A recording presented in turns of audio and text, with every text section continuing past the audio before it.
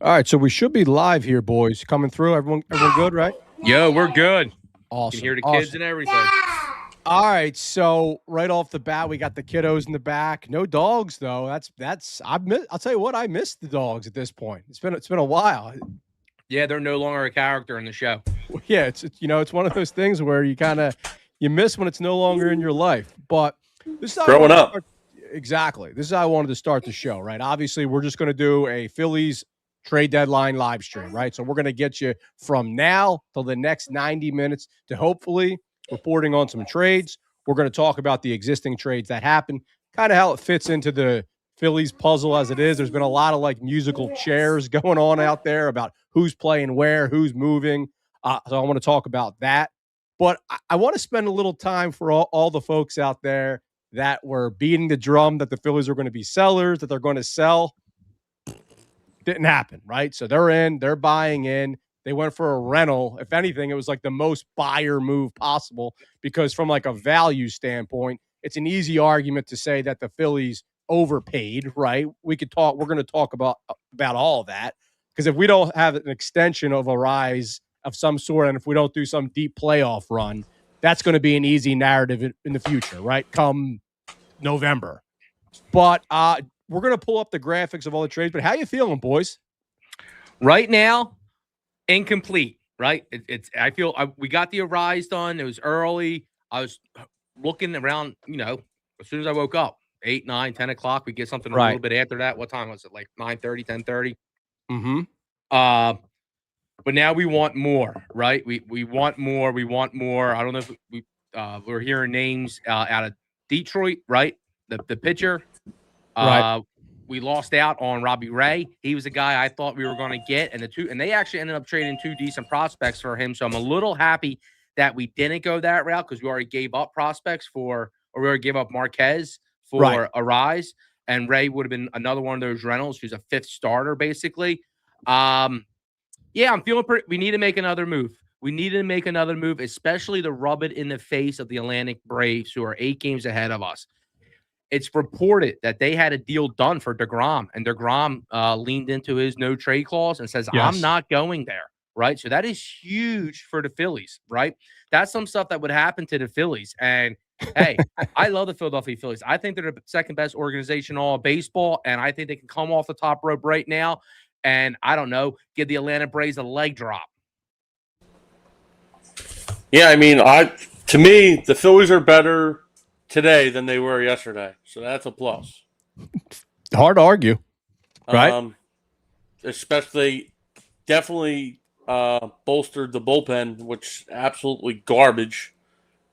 With on the graphic there, Brooks Raley from the Mets, and then Caleb Kilian from the Giants. So that's definitely a plus. And then you got all these people talking about, oh, it's a lot giving up Ramon Marquez for a rental. Well, the last couple years, you've been complaining about we don't want to give up Andrew Painter for somebody, and then this season rolls around and look at Andrew Painter.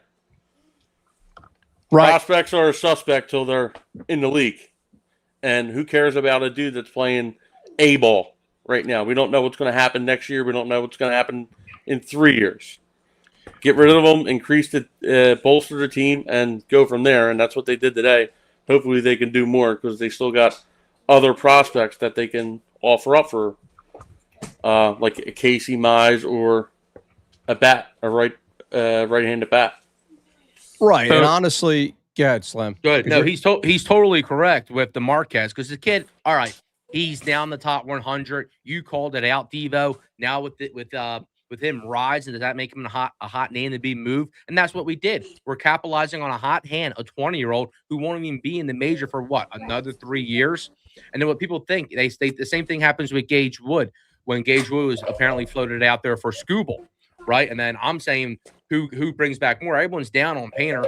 But really, how far away is Wood from even being what Painter's doing now, right? And then you can 3 times that by Marquez, right? So we don't have time to worry about these guys that we just heard about in the last couple of weeks.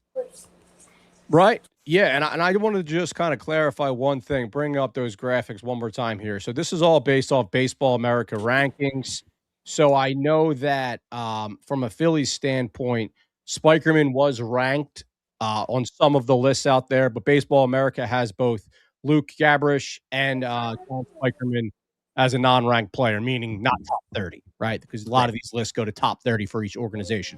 So yes, we did give up a consensus top 5 prospect and a top 100 prospect, who, to your point, Slim, has been a recent push, right? Which that made my antennas go up. Obviously, listen, I'm going to say this very clearly. Everything's a business, right? These scouts know that these lists out there, these guys do a great job. We're proud subscribers to basically every rankings out there, but they're lobbying. Every organization lobbies for their guys. That's just call it what it is.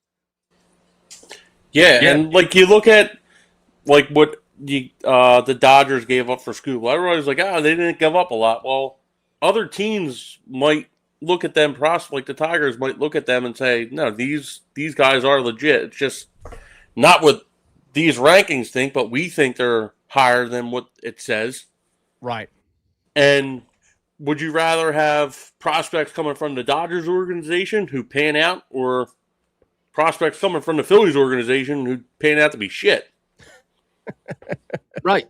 We've seen the stats, right, about which prospects end up playing 10 or more years, and it's literally the ones that get traded. It's less than 20% of these guys end up becoming any kind of serviceable MLB player.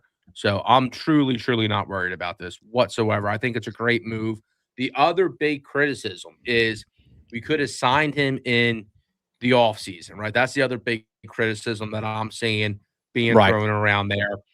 Personally, I'm not too worried about it. You know, again, it's not something that I'm holding against the Phillies as like a sin. And I'm not holding trading Marquez against them as a sin. So there's no blemishes on this deal for me. I think this is an A grade for Dombrowski. So far. So on that deal, that's an A. Right, deal. of course. So easy segue layup question here from Monkey Taxi in the chat. Welcome. And by the way, guys, I see there's hundreds of people watching live right now between all of our platforms. So do us a favor. Hit that subscribe button, hit that like button, hit that hype button. We're mainly on YouTube, but we stream all over the place. So do us a favor. This is the Red Corner. I am Devo. That's Slim and Bones. So question here. Do you think the Phillies will get another player? Simple one. Yes, I do. Yes, I do. What are you thinking, Bones? I think they're going to go get a bat. It might not be a sexy pick, but I think they're going to go out and upgrade that backup position. And I honestly feel it's going to be a last second 559. I think all the other pieces are falling into place. We're looking for pitchers here. We're looking for pitchers there. But I'm giving us a true chance at Michael Trout.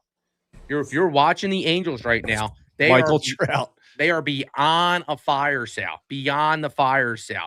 They gotten rid of Adele. They've gotten rid of the relief pitcher. They've gotten rid of their starter. Michael Trout, at this point, this is the only time. We saw they try to get rid of Reed Deppners, and he got pulled back in. The dream scenario, and I would fully send this. You take Michael Trout, you take the full contract on, and then you trade our top prospects for Reed Deppners. That would be the ideal scenario. But even if we don't get Deppners and we end up getting a pitcher elsewhere, because I think that's what may be happening right now. They're trying to figure out what's going on here, how much money they're going to take from Trout, because you can take all Trout's money if you're getting another asset, right? And you're fine getting rid of a lot of those prospects. So I think that's what a lot of things are being figured out here. And I think it's a real chance. And with that being said, I think it's a real chance that the Dodgers aren't done either. Yeah, dude. So Detmers was already traded, as we already talked about earlier before the stream. To who? The Cubs. It got revoked. It got revoked? Yeah, it was a bad report or something. It's a bad report. It's a bad report. Oh, geez. We are back on. So did you just literally say that too? I don't know if I mentioned it being back. Okay. I hope everyone. I thought most people. Whatever. I got people messaging me, Johnny Hunter. I got people messaging me that it just happened. So we're getting that it just happened again. Well, my Bones. No. After that Got text, it got pulled back. All right, so Zach, it looks like that trade was actually pulled back. So Reed is still in play, and Yes. so Michael Trout for Slim is still in play. I would put Trout at like a 2%. Okay. And that might even be being generous. It's just, That's high. That might be high. It's just It I don't makes know. it really at this point, and I never Bones has said it. The haters say it. I'm not going to come at anything that's not baseball related, right? I know he's an automatic Hall of Famer. He has his set over there, but it's a complete fire sale. He has the golf. They just use his golf facility, his golf course to help pitch LeBron James. He could beat, because here's the thing, his golf course is in Millville, New Jersey. How many pro golfers with money want to go to Millville and golf around? You know what? There'll be a lot more inclined if Michael Trout's in the vicinity and helping do all that stuff. His best friend is running that vicinity. You can imagine him wanting to be home, ending out his career in front of family and friends, being close to there. He has a house in California. There's no doubt he has a house in New Jersey still as well. So, I know people are saying it's a pipe dream, but we'll see, because we can throw him in right field. Harper can play first base, and now that lineup looks a lot juicier. And then we got this package here with obviously Mize and Spencer Torkelson. That's an interesting one that you don't hear too much about. Does that intrigue you at all, Bones, the Torkelson?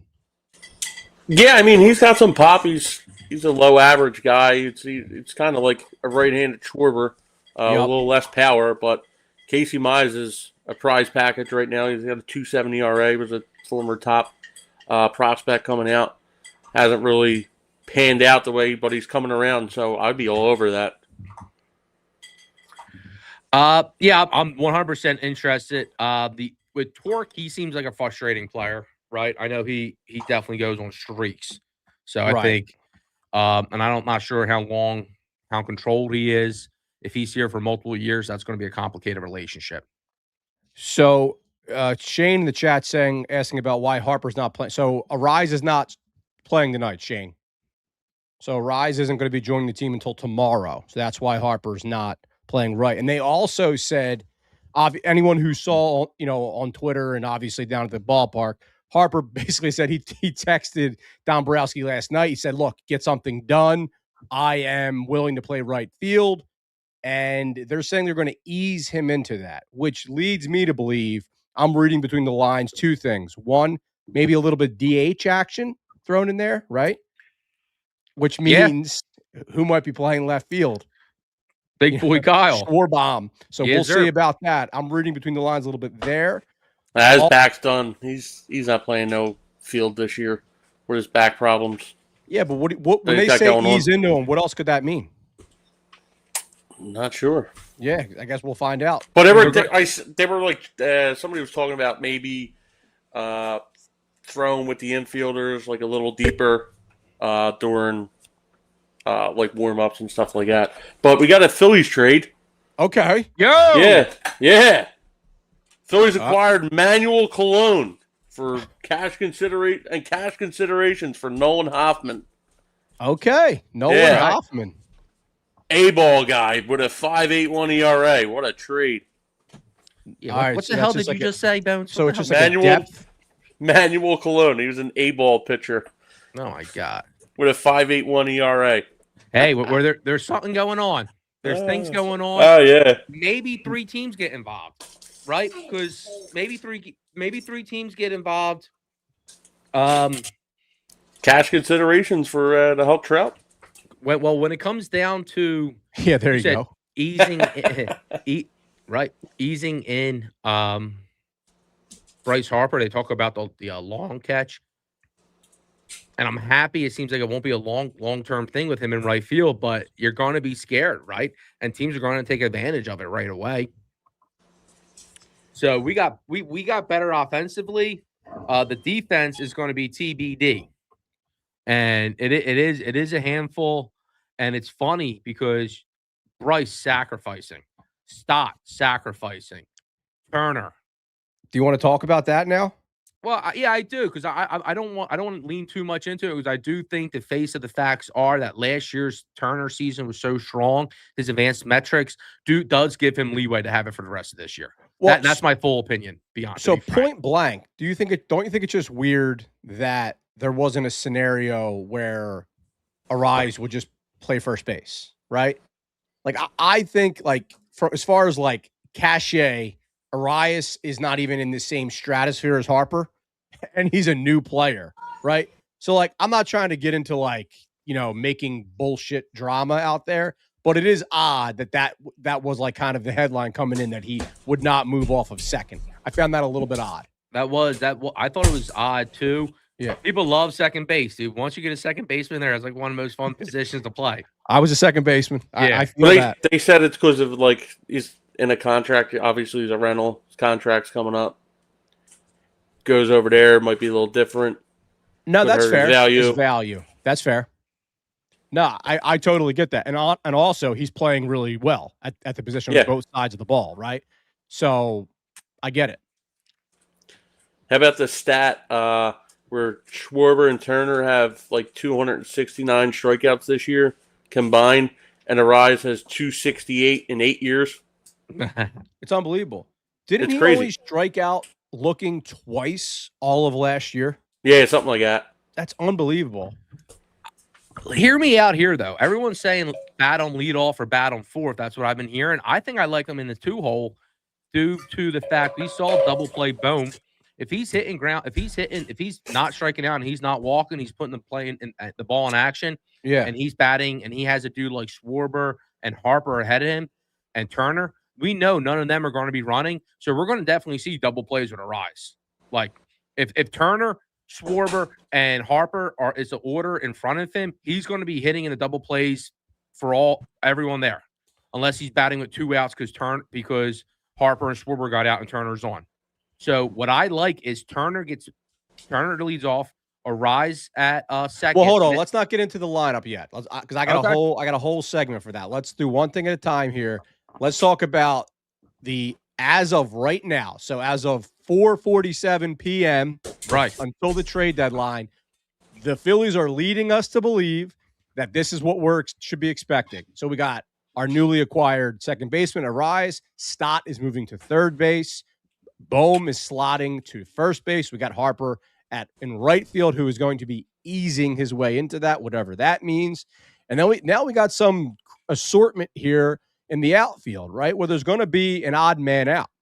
So I think this is something we need to be thinking about for trades, because Harper's not going to be getting platooned, right? So obviously some type of lefty-righty configuration. BDLC, Brian De La Cruz, has been playing his way into at-bats. Sosa, not so much. Hill has, cooled off a little bit. So I'm looking at this. I think Bohm is the guy we all want to trade, right? Yeah, because what value is he going to bring at first base? All right, he might be a little bit better defensively, but he has no power, right? His slug hasn't been there. The good thing about him is that he has a steady history of being a solid hitter, and he's right-handed, right? So that's one reason I don't want to get rid of him at all.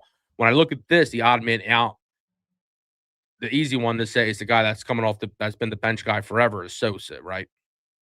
Yeah, because he doesn't play the outfield, and we brought in an infielder and moved, like you said, another infielder to the outfield. So right. And then I guess there's a scenario where obviously Sosa is valuable from a defensive standpoint, where he can be played anywhere, right? So if Stott were to get injured or something, you could slot Sosa at third. So that's why he does maintain value, because you always like to have the extra infielder on the bench.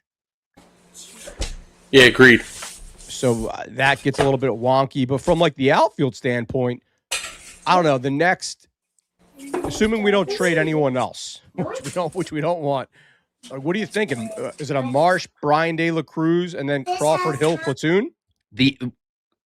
I would think there's a Marsh BDLC platoon and a Crawford Hill platoon we have right there. Okay. With Sosa. The other creative option, man, is because Harper out there is, I don't think, great.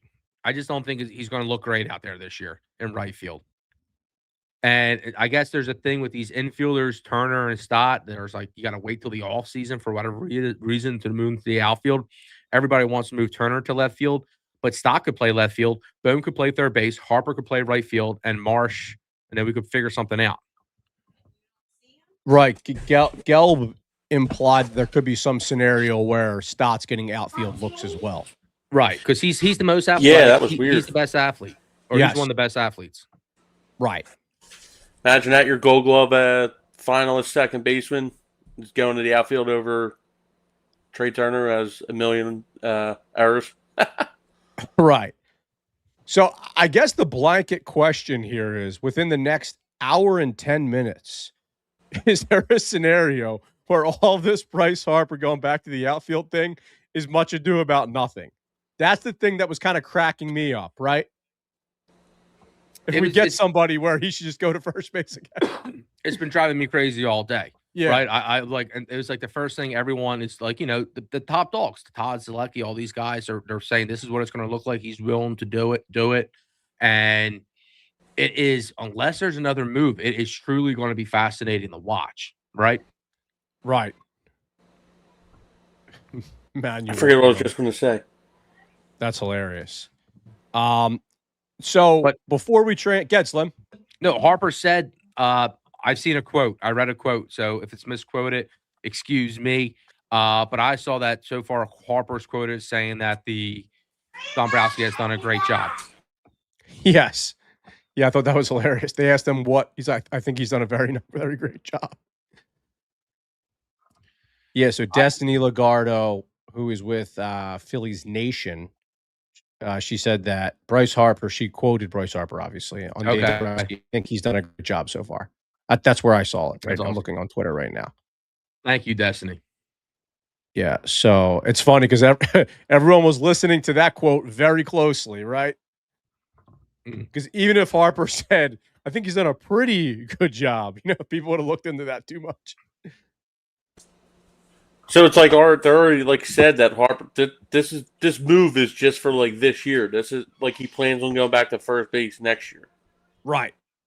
I said on Twitter that I think Arraez is essentially a potential heir apparent for Bohm, right? If we can get him locked into, I don't know, a 2 to 3 year extension, he's 29 years old. He's about as consistent as it gets. The guy's in the running for the batting title every year. We've had guys who can't hit 220. Why not have a guy that can play a few different positions in infield? You know what you're going to get with him. You know what I mean? Would you not extend him tomorrow? Seriously. Oh, I definitely would. And last week I was saying this is a time to look for that replacement because you don't want to go into free agency with there's lesser options. Now you're playing premium dollars. I think a rise at third base makes more sense than him at second base. I'm not saying he'll be great at third base, but be a stretch. Well, I'm trying to envision some Turner Rise double plays, and I can see some errors. Well, I'm thinking next year and stop being because it's sort of like coming out now.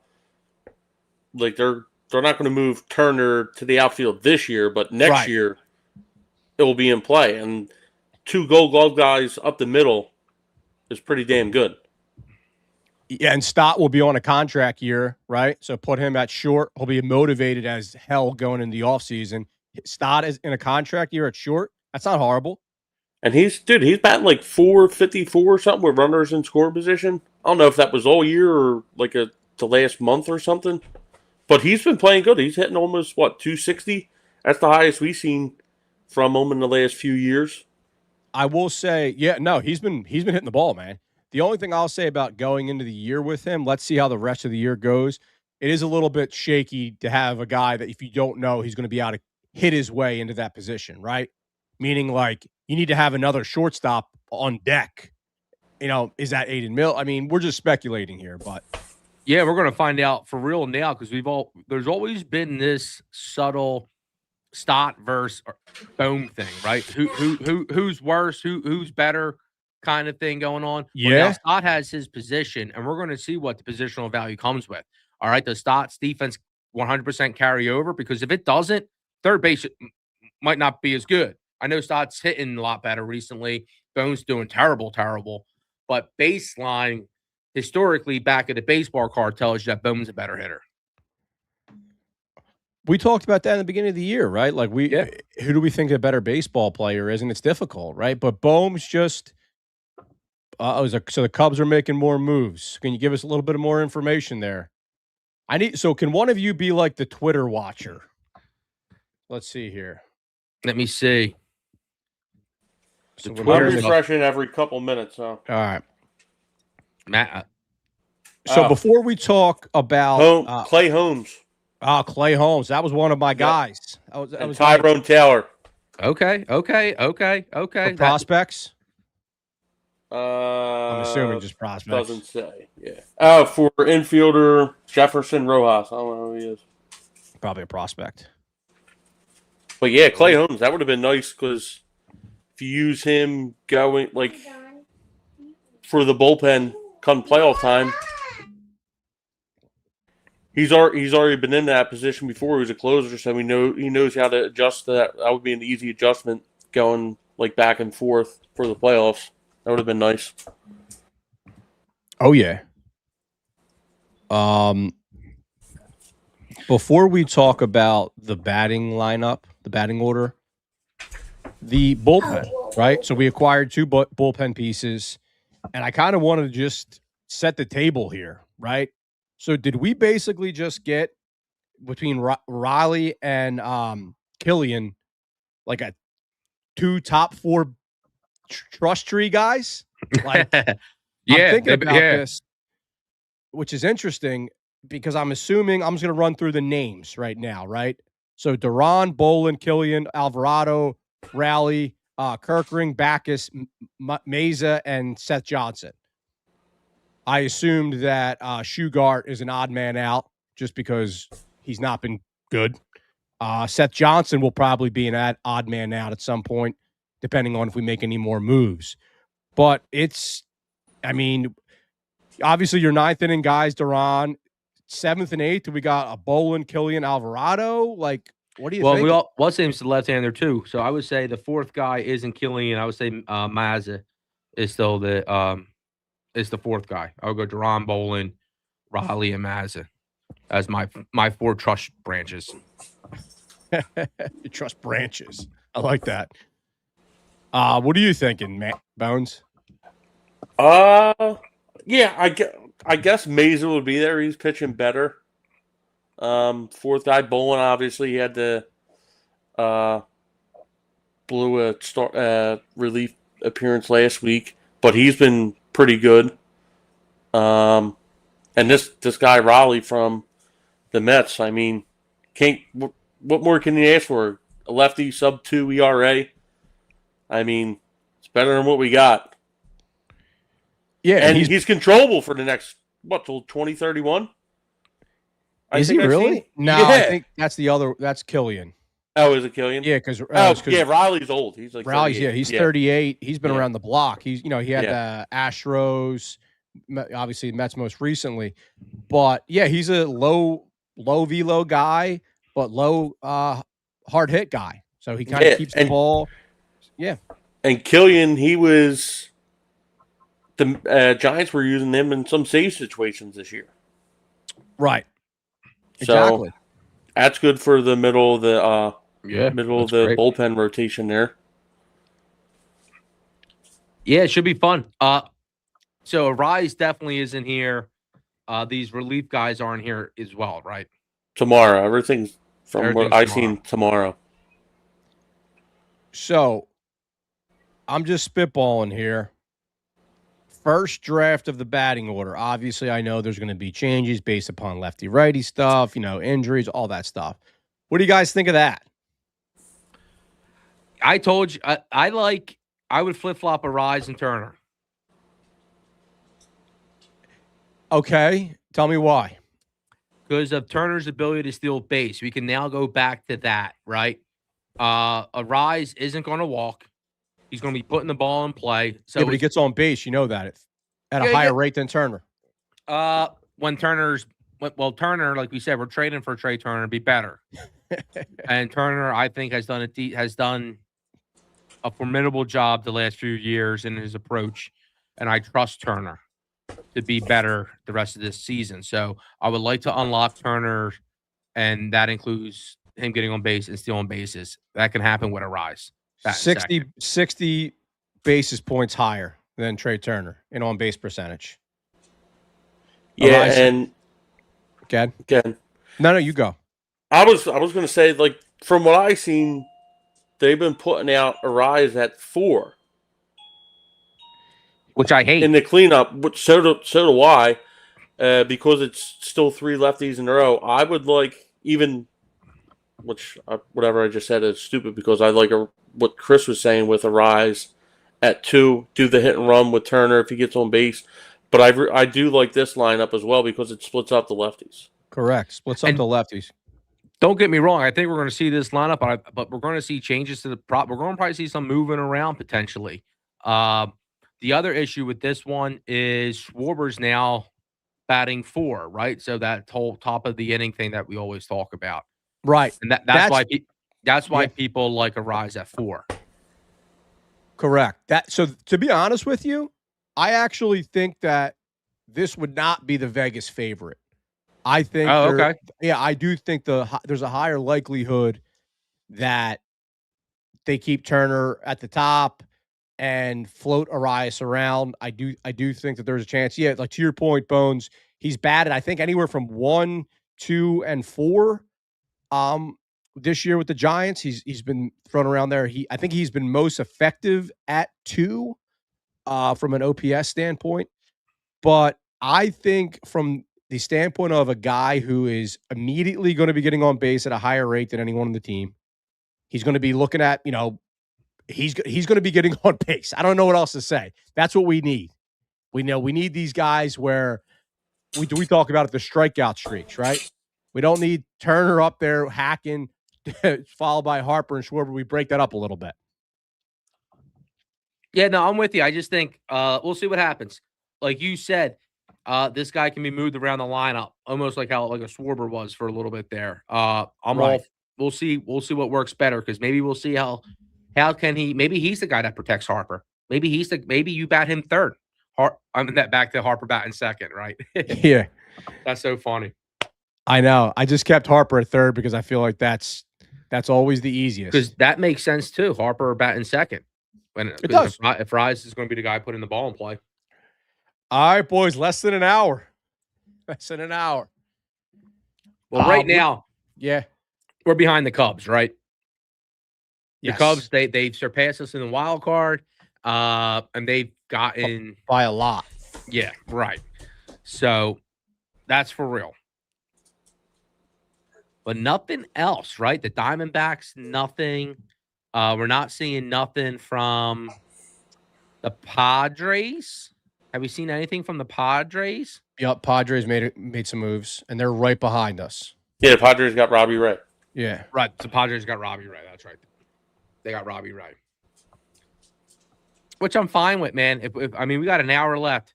I think if we can get another pitcher, we need, because that 5th spot is an issue, right? That 4th and 5th spot, let's be frank. The Nationals were buying too, huh? Is that true? Because they just traded Garcia. So they traded Luis Garcia yesterday to the Yankees. Because they just made a couple moves today. Yeah, that's interesting, because they traded Garcia and they were slugging pretty well. They were scoring. They were like top 3 in baseball and run score for the longest time. And Garcia was the big reason, probably the biggest reason for that. And it's interesting.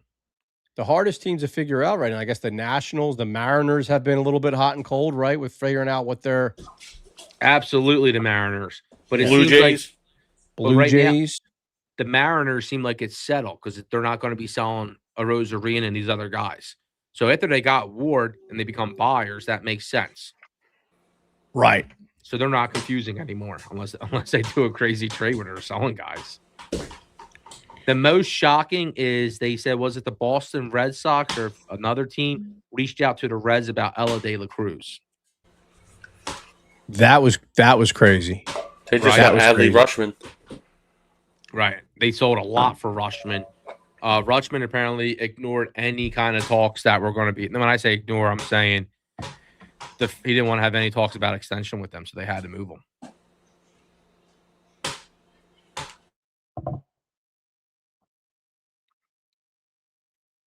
Oh, geez. What's that? No, I'm just trying to filter out the bullshit, you know? Yeah. I got good advice last night. As soon as you see like a mock account, you just got to block it. Yeah, you've been on that Mike. Yeah, you should have did that when you seen that Mike Trout rumor. There's more. Yeah, there's more to it. The Angels are a complete dumpster fire. It's now or never to trade them. All the dominoes have fallen into place. They've all fallen into place. If you had to pick one position, what do you think we're going to go? Starting pitcher or position player? Position. Okay. All right, position. I'll go with Bones. Position. I just don't think there's like a back end starter that they're willing to go after heavy. Like if they wanted to go get Casey Mize, I think they could, but I don't think they want to do that. I mean, Brady Singer, Andrew Abbott. Apparently, I just read about Brady Singer staying. He's staying with the Reds. Okay. He's not going to be moved. Reliable source. Yeah, I forget where I seen it. It was just a couple minutes ago. To the same guy that Slim's getting his Mike Trout information. Yeah, from. And the cheesesteak guy. Hey, what's that? Confirmation bias, right? What do you mean? Well, you're basically. I don't know if I'm using that right in that context, but you're basically you see what you want to see, right? Well, yeah. Well, I don't think it's confirmation. Yeah, you can say confirmation bias. You're going to be right or wrong. You're the right? English. You got the English degree, not me. Yeah, so it's going to be right or wrong. And like I said, if all these people, if you price it at 1% not happening, 2% not happening, you can have Trout at like it was minus 180, minus 200. You could have a comfortable price and get all your return back pretty damn fast. 100%. 100%. It feels to me that it really does feel to me that Alec Boehm is not going to be with the team anymore. Like I just feel like if this is the last hurrah and the team wants a new look, I think he's the guy that is almost a consensus. He needs a new environment, and we need not Alec Boehm anymore. You know? Right. Like it just feels that way. I'm trying to think of a good comp. It's gonna if it ends up if this is it, that the grade for me would be a C. And that would be I would probably go C+. Okay. Because Arraez was on my list, right? I would definitely not go into the B grades because I need a starting pitcher. I need a starting pitcher. Right. We need something else here. Yeah. For them to get a B, they got to get a bat. Like I feel like the bullpen and the bat was the biggest necessity. So if they go out and get a bat in the next 51 minutes, this could move to a B. But I'm with you, is with the C, and I'm reading now. This guy, he's been pretty good. Francis Romero. Angels are looking to explore a trade involving Jorge Soler, with two teams closely monitoring the slugger. So I wonder if the Phillies are in there. So maybe we're one of those teams. Maybe, possibly. So my daughter just came out there. She wanted me to show you that she got a ring from somewhere, and it's the Phillies on a plate with the bell. Very nice. I don't know where she got it, but she said, "Can you put this on your podcast?" Anything to keep them quiet. Yeah. All right. If that's 15 minutes of quiet, you can put that ring on there as much as you want. Turn that into a World Series ring in the next 50 minutes, Dave. I'm pulling up the Mariners standings right now. They were in second behind, I'm not sure. I'll pull it up right now. Have no fear, brother. Astros are in first now. They've been on a run. All right, so they're 3 games below 500, the Mariners. So obviously they're still relevant. Now I'll do it by division. So they're third place. So they're behind the Rangers and the Astros. So the question is, do they trust this team enough, or do they want to get some value for Randy Arozarena as a rental? That's the question. That's a tough one. Because I think he would get some nice value back as a rental. And that's what's very intriguing for us. The same game that we played with Arraez, right? Obviously, that game we paid a good amount. But what's the price for that? I don't think it's going to happen with Arraez or Arozarena, right? Now you just think they're not going to move him. Yeah, I think they're going to be. I think like you said, it was. I was confused because of all those rumors going out there. But then once they bring in Taylor Ward, that kind of tells me they're going to keep what they got and try to win again. Because really, Ward should. Randy Arozarena always has slug potential and breaking out of cold streak potential, and Taylor Ward, he should have a positive regression power-wise because his power numbers aren't there yet this year. So going to Seattle, sometimes it seemed like the ball flies out of there, and it kind of matches what they did last year when they got. I mean, I know Suarez had like 40-something home runs last year. Yeah, but very similar. Going out getting someone else that you hope has some pop. You guys want to talk a little Scooble? Yeah, sure. 100%. What do you think? So, the conspiracy theory people out there, which it might be a consensus opinion from you guys. What is your thought? Obviously, the most wonky aspect of it is the timing, right? When you have the consensus number one player at the deadline, the fact that they did the deal relatively early, that's kind of like why, right? Now, the other thing is people were speculating that the other owners wanted the Dodgers to get it because it's then leverage for the lockout. Oh, dude. So have you seen this? Yes. I think that's a little bit like there's definitely logic behind that, right? But there's so much that would need to happen behind the scenes for that to be a real thing.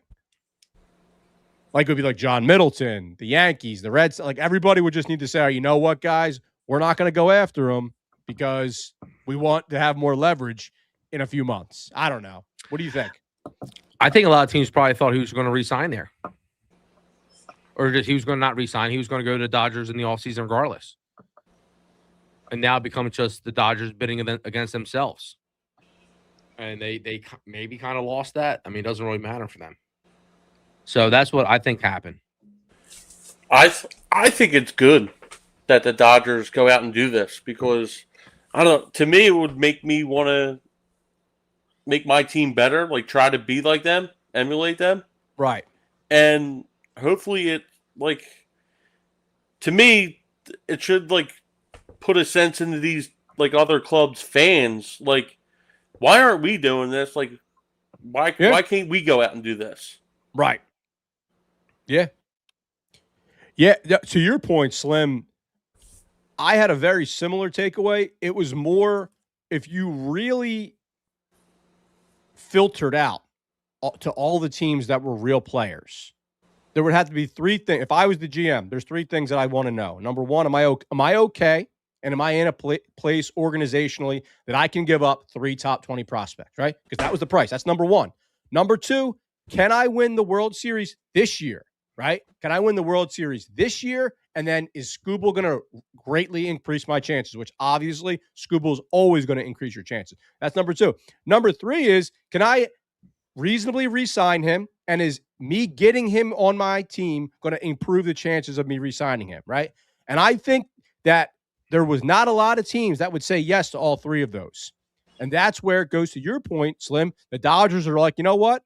I just want to make sure that he's coming in-house. We got this factory of prospects. Let's give away 3. And here we are. I think so right now, I do think the Dodgers were in a little bit more dire of a situation to where, what weaknesses do the Phillies have? Well, we have a bunch. We can talk about it all day long. The Dodgers do need starting pitching. And I do disagree with you, Bones. A lot of teams can't do what the Dodgers do because let's look at it. Snell. They go out, they get Snell. Snell is injured. He's not injured. When he plays, he's awesome. He's all over the place, right? But they can live with that. Same thing with Roy Sasaki. They can live with these up and downs and spend the money. Glass now is the same kind of guy. He's good. He's hurt. Whatever. They can live with that. And the biggest thing now, which makes it, I'm not going to say weakness, but a priority is Ohtani. If you follow Ohtani's career, and all the baseball, all the Japanese experts, all the old managers he's had, everybody, the pitching and the hitting is extremely hard to do consistently for a long, long period of time. Even Babe Ruth said it himself, right? And they're getting to the point where it was good, it was fine, but then once it starts going astray, you got to figure something out. And he has to either become a hitter or a pitcher, and he's going to be a hitter first. So the idea of Ohtani being this Cy Young caliber pitcher, maybe in the postseason and next year, might not happen, right? We might see him getting less and less work. I kind of feel like that's where a lot of this is going, and Tariq Skubal is as good of a safety net for that transition. So Bonzi says he agrees with the bat. Slim, I completely agree with you. Well said there. And then Shane is saying, hasn't something like this happened before? Shane, if you want to clarify what you mean on that, chat, let us know who are your targets. What are you targeting? If you want to give us a specific position, great. If you want to give us a specific player, great. Put in the chat. I want to hear your targets. The Phillies got about 40-something minutes left here, guys. 40 minutes left to see what's going to happen. But all these other teams can do it, Slim. Like, they have the prospects to do it, and they have the money to do it. They just don't want to spend it. Dude, if we would have I think it's the Dodgers doing this is going to make them put a floor on what they spend because they're sharing all this revenue money, and they're not spending it. And you could go out, Dodgers are spending on the scouting, they're spending on the drafting, international, in college, everything. And that's why they're able, year in and year out, to go out and trade for these guys. And then, like these other fan bases, they bitch complain that their team isn't doing it. Well, it's because the Dodgers can do it because they draft well. Well, the Dodgers got an unfair advantage because when that whole Frank McCourt stuff was going down in 2011, 2012, they get now, I don't think they share all their revenue from television. All right, double check me on that, but I don't think the Dodgers share all their revenue from television. No, you're right. You're loosely correct that they have an advantage in that sense, 100%. Loosely correct, but now let's look about how they just do business in general. No one else is doing the deferred stuff. And if, let's say... everybody's doing the deferred stuff. If the Phillies, Nationals started it with Scherzer 7 years ago. The Mets, any of the teams in our division, any other teams in the National League, if they had Snell, Glasnow, and a guy like Roki Sasaki, they're inconsistent and they're taking up a huge amount of payroll, they want to be able to live. We cry day in and day out about guys like Adam Eaton and Aaron Nola, right? They spend because of the advantages, the huge market, right? They make more money, dude. They make more money. Then they got this advantage, and then they can live with all these. What would you call it? All these liabilities aren't as bad for them as they are for other franchises. Did the Dodgers go out and sign Mookie Betts? No, they traded for him. No, they traded for him, right? So everybody else could have traded for him. Did they go out and sign Freddie Freeman? But just like we said, right? Well, Freddie Freeman, that was another one. You know all about that. You're the master of the Freddie Freeman deal. So speak on that. That was a shady deal. This Skubal thing, like we said, there's no one even in the market for him. So they're But everybody else the Braves could have re-signed them. They didn't want to re-sign them. And then they got stuck signing a guy for more money. Right, but I guess there is you're not wrong in what you're saying, Bones, but number one, there's always a financial component, both directly and indirectly, right? So number one, you said it yourself, the player development and the scouting. So if they pour more money into that because they have more resources, they then get better players in returns. That's number one. Number two, if you're making a trade and you are quote unquote overpaying with prospects, you're doing that because you know you can then extend that player, right? We saw it with Scooble. So if you can extend that player because you have more money to do that, that's an advantage. Where a team like, name a team, if the Phillies were to get Scooble and we didn't want to pay him $40-something million a year next year, we're less willing to overpay our prospects. You see what I'm saying? Yeah, 100%. No, I get it, but yeah, my thing is like the Phillies. Obviously, they like to spend money. They spent their money in like 5 guys. The Pirates don't like to spend money. They got their money locked in to nobody. They're going to trade their guys in 2 years. That's what's got to stop. That's the stuff that has to stop. That's what's ruining baseball. Not the Dodgers. It's them teams ruining baseball. I don't think anyone's ruining baseball. And look at the Marlins. The Marlins, they're what, 2 games below 500? They just traded away Liam Hicks and somebody else. Like, they're trading guys. The Nationals, they have the best offense in baseball. They just traded away one of their top offensive weapons. Right. In the middle of a freaking playoff run. Yeah, because they had no real chance, though, dude. Why don't they? If they can go out and get bullpen help, they sucked the last 6 years. They should have the resources to go out and get bullpen help and start pitching help. Instead, they're trading it away. Well, what we're seeing more and more, and I mean, look at this last year. There are some mid and smaller tier organizations that are locking people up early. Look at Chase Burns. Look at what the Mariners did, right? Like, so there is ways to get it done. It's just these real blue chip guys. If you have Scott Boras in your corner, right? And if you're on the Pirates and the Pirates are coming to you with a discount dollar deal, Boras is going to say, or whoever, any of the Sharks are going to say, yo, brother, the Yankees and the Dodgers, the Phillies, all the big dogs, they're out there. They're going to give you top dollar. So you better wait it out. Bones, did you see the video of Notre Dame's new football facilities? Right? Did you? No, I didn't watch it. Why would I watch that? You didn't watch it? You didn't watch it? Because it's the same thing like the Dodgers. They want to go to the best. They want the brightest. They want the sharpest. They want the most polish. All right? Pittsburgh, Penn State, they don't got that. Right. A nice little Penn State jab there, Bones. All I know is Notre Dame's got more players arrested in the last 10 years than Penn State does. Okay. So here goes 24 minutes ago. Phillies are still pushing to acquire a starting pitcher. They were interested in Clay Holmes prior to being dealt to the Cubs. Can I get some sources on these reports? That was MLB Marathon. Okay. It's a podcast. All right. So nothing reputable, with all due respect to those guys. I don't know where they get it from, but yeah, let's try to announce reputable stuff on the show. I think they're pretty good. Oh yeah, it's not freaking cheesesteak cheese whiz or whatever. That's Slim's boy. Show him some respect, man. Yeah, dude. Yeah, I mean, whatever. We're the only ones out of here putting our money where our mouth is, per se. And you got some dollar bills on Trout, right? Yeah, and here's the kicker though. Okay. It stays open till March, so he could be dealt in. Okay, that's a good one. Yeah, ain't that smart? And I did no for the Angels, right? Okay, just in case, because I thought I thought a couple hours ago that the Dodgers were about to get my boy Mike Trout. I said, I'm like, dude, from the same thing that we said was BS. No, I didn't see that. Is that what he said? I blocked that guy. Yeah, I didn't. And that actually is not a good investment because if baseball goes on strike, which they're going to, everything stops. There's no transactions or nothing. So you're going to be shit out of luck when baseball's on strike until July, and you got that money sitting there because he won't be traded by March. Right. Well, we'll see what happens with the thing, because honestly, we'll see what happens. If it doesn't, I'll just wait. Dude, the for MLB should.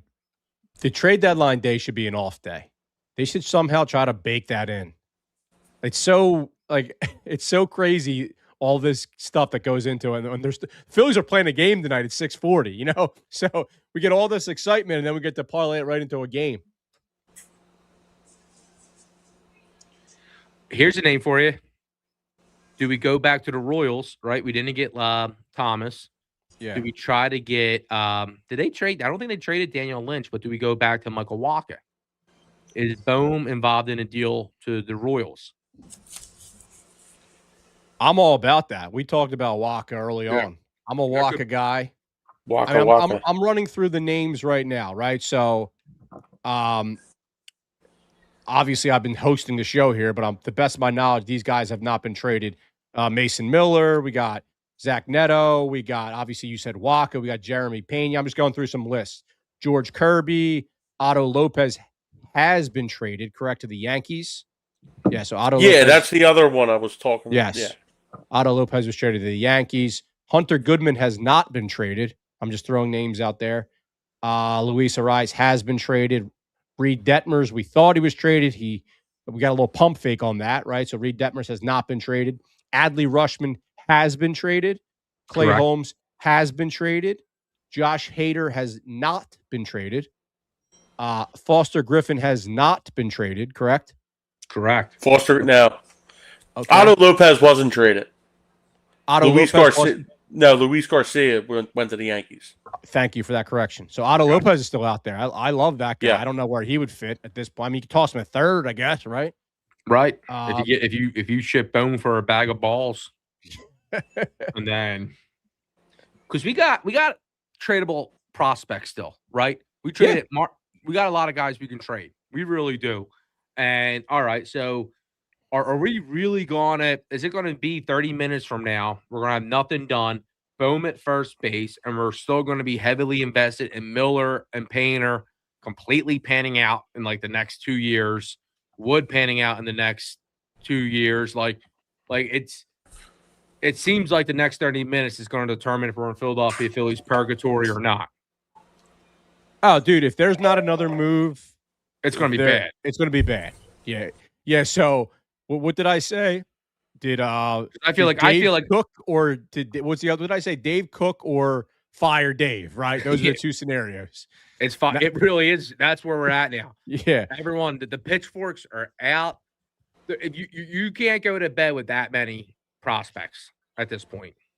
Right. What about that watch party at Ortlib's? The watch party was sick. Sick watch party. The flat iron lager was crispy and ice cold. Doesn't get better than that. We were throwing them back. Yeah, was it? Yes. Well, you were missed. So if anyone who missed it, we hosted a watch party on Saturday, right? Saturday night at Ortlib's in Philly versus the Orioles. Got the W, shutout W. And it was a great turnout. It was honestly probably our best event ever as far as attendance and vibes. It was a lot of fun, right? It was a lot of fun. And, dude, you know what I really like about the Ortlib's guys? Like, they all love baseball there. Like, they all love baseball. I was talking to the one owner, Kyle, who we know. He loves baseball. He was actually down at the game at Camden Yards when we were hosting the watch party. Oh, nice. Oh, nice. That's what's up. And the other gentleman, and I apologize if you're watching, I forget his name, but he was a really good dude, and he loves the Phillies, and he's locked in. Like, he's locked in. I think that's who I deliver the newsletters to, and I forget his name every time I go. Yeah, we'll get that. He remembers my name. Glasses, backwards hat. He didn't have glasses on. No glasses, but backwards hat. No, he wasn't wearing a hat. He wasn't wearing a hat. Different guy then. This guy was like a bartender, bar back type. Well, the one bartender has red hair. He's from the neighborhood. We know that guy. I know him. That's neither here nor there. But no, we had a great time. We had a great time. Some other names. Isaac Paredes still out there. That would be sick. That'd be sick. But again, the Astros, they're in first place right now. Right. They're a smart team, so you always got to tread lightly with these smarter clubs. Taylor Ward did get traded. Dalton Varsho did get traded. Christian Walker, like you just said, they're in first place. Gleyber Torres has not been traded, correct? No. And I think there's been some rumors floating around with the Phils. McCarthy, we talked about McCarthy from the Rockies. That's a little bit wonky with he's a lefty. The guy from foul territory, Robert Murray. Everyone is available for the Angels besides Michael Trout. Oh, Jesus. That's not helping your odds. It is like, it's honestly just a crazy career for that guy. And now, where do we go? Because we'll see what happens. We'll see. The Tigers one would be decent. At least that gets another bat in there. J.J. Bleday, lefty. Yeah, I think they need to get a righty if it's a bat. Right. Another lefty.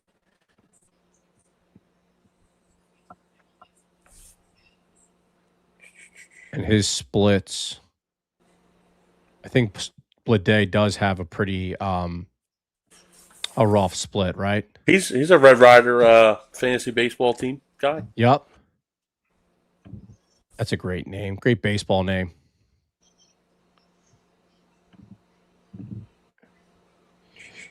Yeah, I mean, he's still passable versus lefties. He's 727 OPS, 833 versus righties. So not as bad, but definitely there is a split impact there.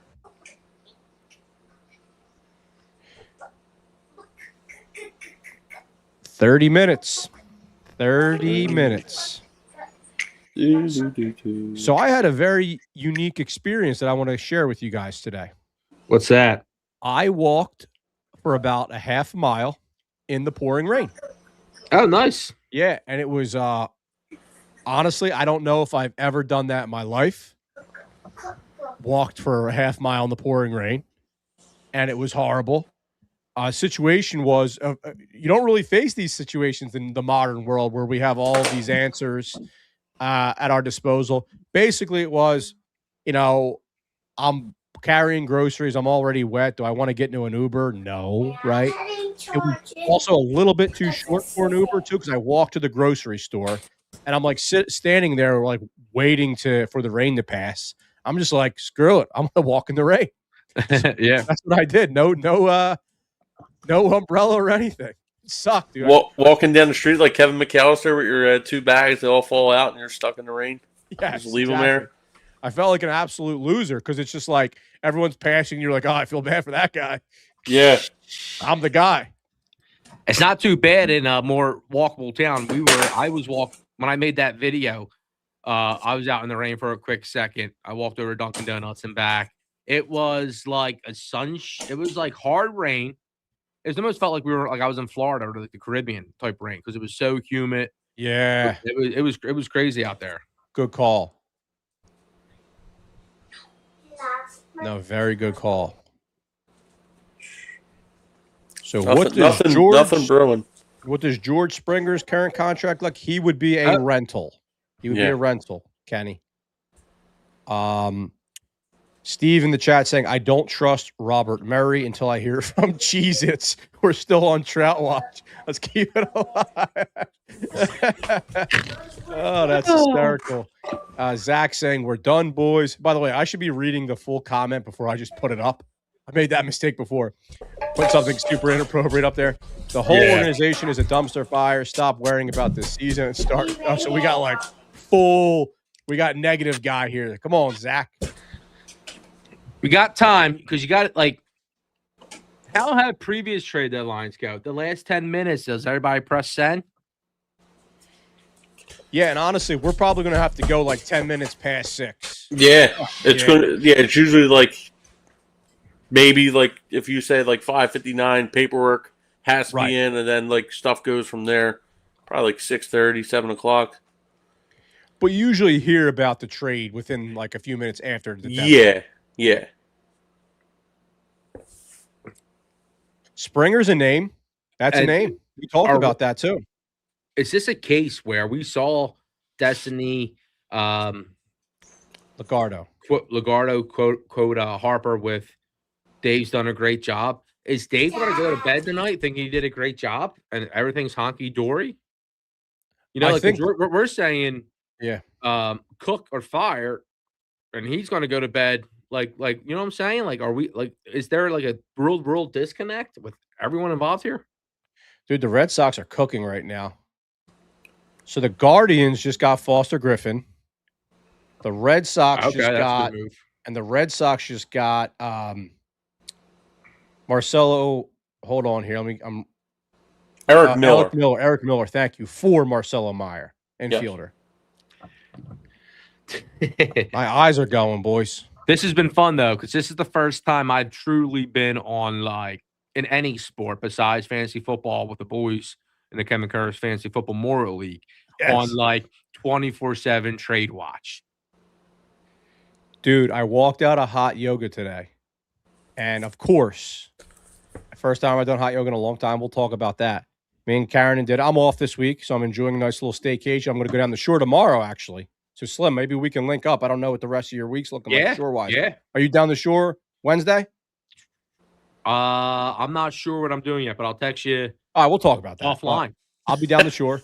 We'll talk about that. But I walk out of hot yoga. I'm thinking to myself, I know there's going to be some type of big trade announced that I missed it, which obviously that was the delay. I go out there. I'm looking like, oh, shit, Arraez. I'm looking at my phone, and Karen's just, like, talking to me. I'm like, can I please – I need a minute to just, like, digest this for a second, please. I got to make sure it's a real – I make sure it's not like a real, thing. It's not a rumor. Yeah. No, it's when you're out in public with the family and stuff, it's crazy. Yes. But I walked over to because I've been messaging, tweeting all day. I walked over to Dunkin' Donuts. Probably took an hour, right? I took like an hour lunch where I walked, let the dog out, went to Dunkin' Donuts, walked back, and I thought something was going to happen. Nothing happened though. Nothing happened. Bonzi thinks Dombrowski thinks he did enough. That's what sucks then, man. Yeah, it's delusional. It does. I don't want to go crazy, but it does give you that Sixers vibe. Yeah, we're picking up all that stuff, bro. Yeah, whatever that is. Thank you. Sorry. Oh, dude. And he's supposed to be the guy that gets it done. So the Nationals, who are basically a couple games, not to talk over you, I apologize, who are basically a couple games in there, they're getting rid of Foster Griffin. And that's what's wrong with baseball, not the Dodgers. Not the Dodgers.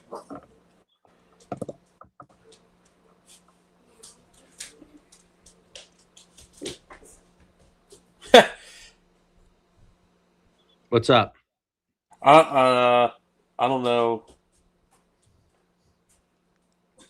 if this is real or not.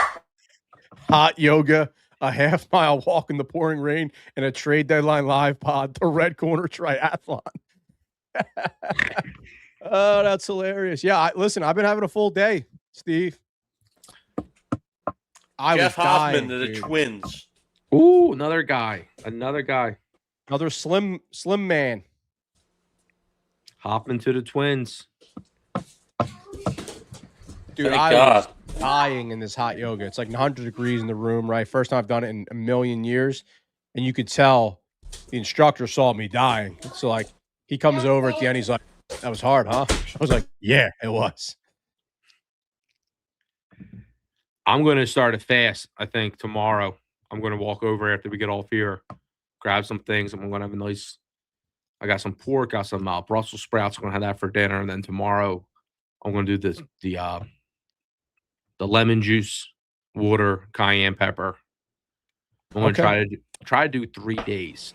Oh, damn. So much for us hanging out down the shore. I'll be We'll go to the bay and have some lemon juice and cayenne pepper. Yeah. I'll bring a water bottle. I'll be a positive. Business will be booming down the shore whatever day he ends at. Yeah, seriously. Make sure Owens has a bar spot for you.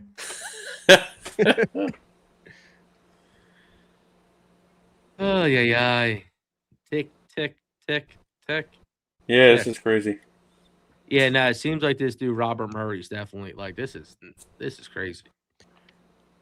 What was the Hoffman return? I'm trying to find all this stuff on Twitter as I'm monitoring the chat. A lot going on. By the way, speaking of chat, do us a favor. We got like 500 people watching between all of our stuff here. If you are new here, please hit that subscribe button in YouTube. YouTube is our main channel. Hit that like button and hit that hype button. We are the Red Corner. That is Slim Bones and I am Devo, and we are a year-long Phillies podcast. And this is our trade deadline live stream. Nothing yet. On a return. Obviously, I'm wondering from a Philly standpoint, like I'm going to compare like what we would have been able to give. That's where my mind's going. Yeah.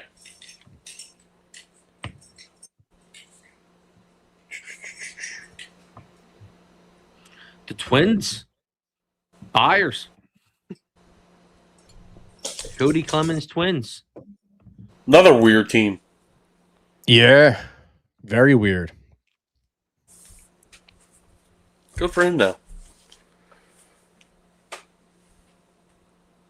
Nice. Ruben Amaro, yeah. Us Phillies fans, man. We'll see how the year goes, but are we like Ruben Amaro, what? So he said he would like to get Pete Alonso. It's not happening, but he would like to have Pete Alonso. And that's how I feel like all Phillies fans feel. We all want a bunch of stuff, and none of it's ever going to happen. Pete Alonso in year 0.5 of his 5-year deal, right? Yeah, that would be a unique one. Yeah, is there any precedent of that? Nah, there's no chance. Yeah. I mean, there's no chance of us. I mean, Arraez is the guy. We're going to need him to be.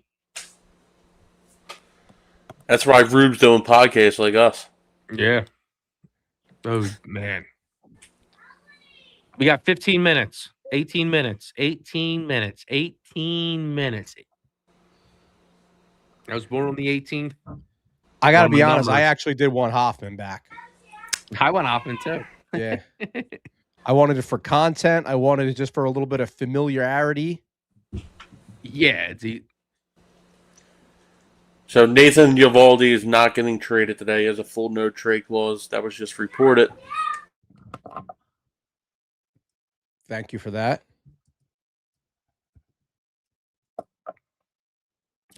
Yeah, if you're in Texas with a no trade clause, you're not getting traded. Unless it's a very unique situation for you and your family. Right. Yeah, good call.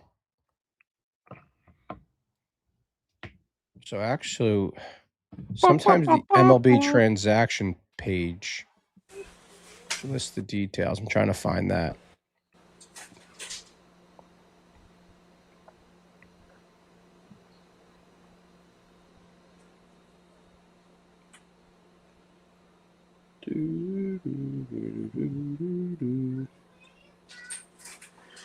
Oh, boy.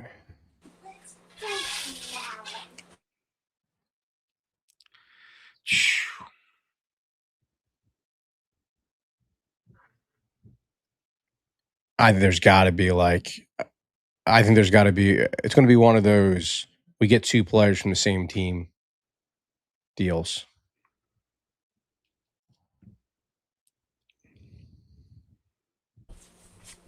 Well, I think I kind of ended with Robbie Ray going to the Padres. I'm saying the next one. Oh, okay. Yeah, I've had my eyes on the Reds. I really think that given the extension that they just made, they're probably going to look to get some assets back. All right. Cheesesteaks just tweeted, Chris. Looks like Trout the Philly dream is dead. Hey, like I said, my ticket. Here's the good thing, everybody. My ticket is for Trout to have a new team by next March. So We'll get back in the lab and see what we can do with that one. This is messed up. With like it has like a million impressions. Breaking: the Yankees have agreed to trade shortstop Anthony Volpe to the Savannah Bananas. They said he was charging one of the highest autographs at like the All-Star Village. Volpe was? Yeah. Yeah, the Yankees fans have had a very complicated relationship with that guy because, they wanted it to work because he was like the local guy and all that, the Italian, pride aspect. And And he was like a high prize prospect. Oh, yeah, absolutely. I mean, his rookie year was good. Yeah. Yeah.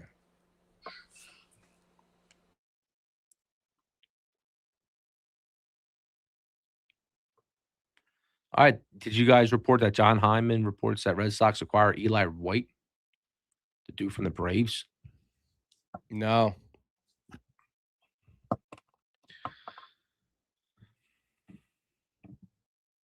So the Yankees got Ramos from the Giants. Saw that. That was a name that got thrown out there as well.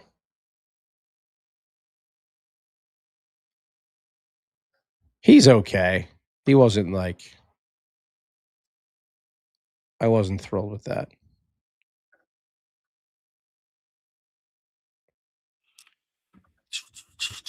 So Bonzi in the chat here. I agree with Shane. Trout's a loser. Doesn't want the pressure of an offseason. Yeah, dude. Honestly, I'm not going to. But it's just been a wasted career. I think he's played. I don't remember any of his playoff games, but apparently he played 2 wild card games. Yeah. Yeah.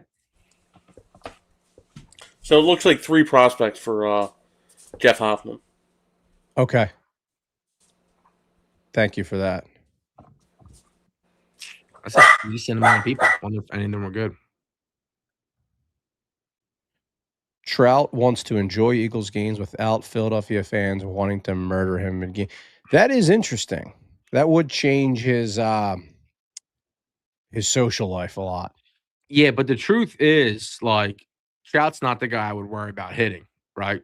Like, he's going to be able to hit. He'll be fine when he's like, and if he's hurt, no one's going to be mad. I mean, that's a little different if he gets hurt or something, but still, it's not like he's going to come here and suck. You don't think fans would be mad that a $350 million player is hurt every year? I don't think they would be. No, because now we got there's too many things there for me. I would have. No, I really don't think so. We'll have to see what it's too many jumping to conclusions there. Look at Joel Embiid, dude. Dude, it's different. That ain't. Yeah, it is. It'll be worse. It'll be worse. People defend it. No. Well, we don't even got to argue it because it seems like he loves the sunny weather and all that. Yeah, I mean, he's been in the big leagues for 16 years. He's settled in. He's got a family. But he's going to be with a terrible team next year. Yeah, it's the same thing. It's just the same thing again. Maybe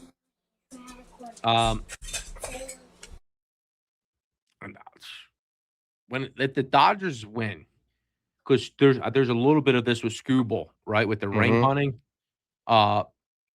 Do we see the Dodgers become a kind of like what almost happened with the NBA, like a ring hunting spot?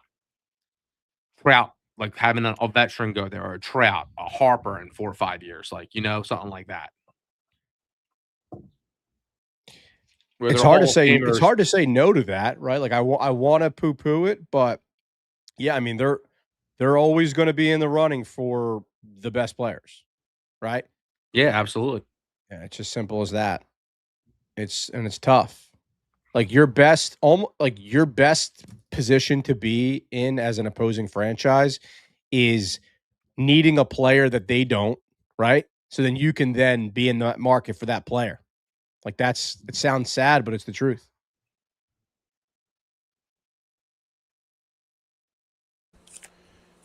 And no one else is great. Like they went out and got Scooble today they went out and got Chris Bubick from another lefty from the Royals, Right. who's not bad.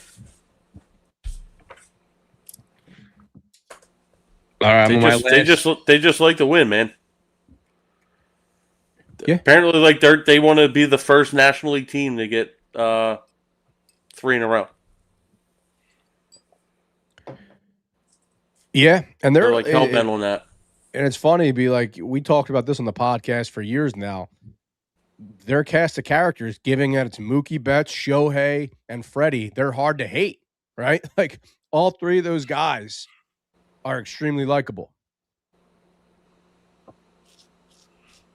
Philly fans would kill him. They hate Embiid. He was an MVP for the Sixers. Yeah, but don't you think a lot of Embiid's hate, not to make this a Sixers podcast, comes from the work ethic and his relationship with the media at times? I got that. That's my opinion on Embiid personally. Like the fact that you're getting $50 million a year, and there's always been consistent reports about your dedication in the offseason, your diet, all these things. And then like when right after a playoff game, I think it was when we lost to the I don't even remember who the hell we lost to, but he's like making jokes about the Greek freak, right? Like he's already in joke mode. Like it's that shit. That's what lost me. Yeah, well, as soon as he came over, he was immature, and we coddled him with Brett Brown and stuff like that, right? He was all he had that Dwight Howard aspect to him. Like, is this guy like mean enough? Is he serious enough? You know? Yeah, that's fair. Yeah, Phillies fans will kill that. We'll see. I think it's Lars Nootbaar to the Diamondbacks.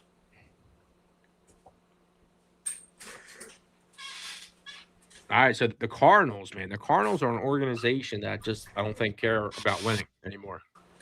Well, the interesting thing is everyone likes to talk about the prospect huggers online, right? Like at this point, the Phillies have only traded one key prospect, right? Right. Like think about all the names that we threw out there, Gage at different times for trades. Gage Wood, Arun Escobar, Dante Nori, Moises Chase, Matthew Fisher, Burkholder, Wen-Hugh Pan, Brian Rincon. All those guys that we were floating, not one has been touched. They have to be in a trade. That's what I think would be malpractice. Right. He doesn't. Yeah. There's like 9 of them. You just named a bunch of them. That's 100%. Like 100%. And agreed, Ken, on Embiid.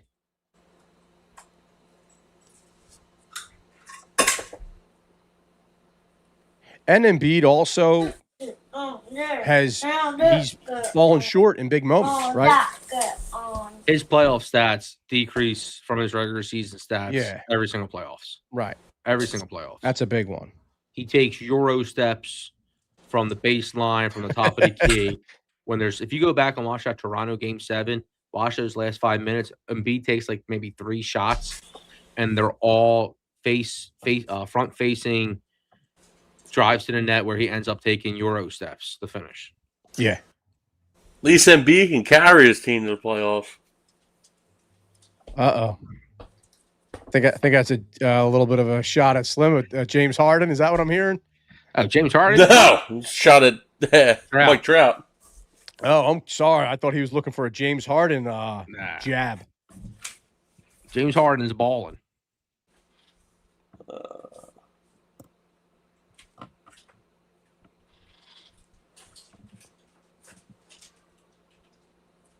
I'm scrolling. We got 7 minutes. We got nothing. Like tonight alone, we got Cruz, Sosa, Hill, Stubbs. Like this isn't going to be enough, man. See, this is why I got to read the.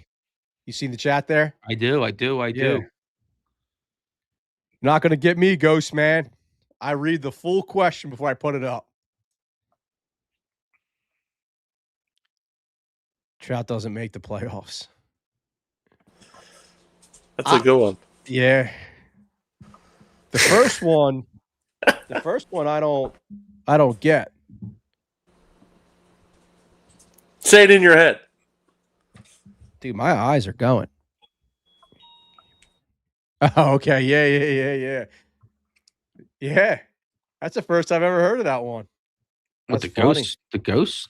No, the first name that he's saying. Now you go. Now he's being an adult. Yeah, that's a name we've targeted, Ghost Man. That's a name we've targeted, brother. Gotcha. I'm gonna go back to the list. So my boy Andrew Abbott's still out there. Jeff Hoffman's not out there. I mean,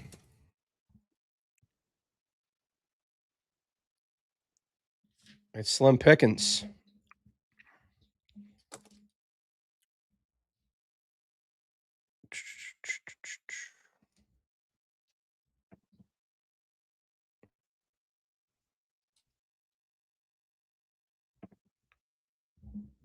All right, we got 5 minutes.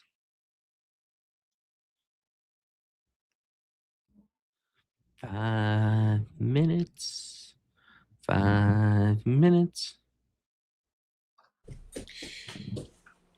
The weird narrative, honestly, would be like to be completely honest with you, like how much of a buyer were we really, if this is it, right? Yeah. Like and I know that completely contradicts what I said at the top of the show, because I almost said that with contingent on the fact that I was expecting some more moves. But if that's literally it, that's like a baby buyer. That's what that is. Yeah, and all the haters are right. All the haters are going to be hating. And that's just the way it's going to be unless this offense looks really, really good. Right. The rest of this week, because I don't think the offense is going to look good tonight. That's for damn sure. This Aaron Nola on the hill, right? Yep. Coming off what, like 3 straight? Giving his team chance to win starts, I would say.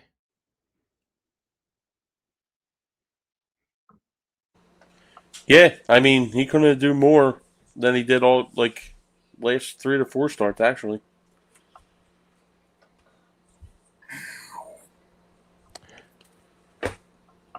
So the Mets are done selling. Mets are done. Okay. Nathaniel Lowe to the Guardians from Cincinnati, so they're still going. Shout out again to Frank the intern on this beautiful graphic that he made here. Some high-level stuff here, Frank.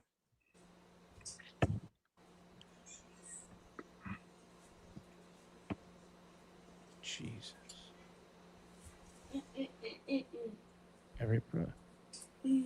Tracking every trade. Here we go. Here.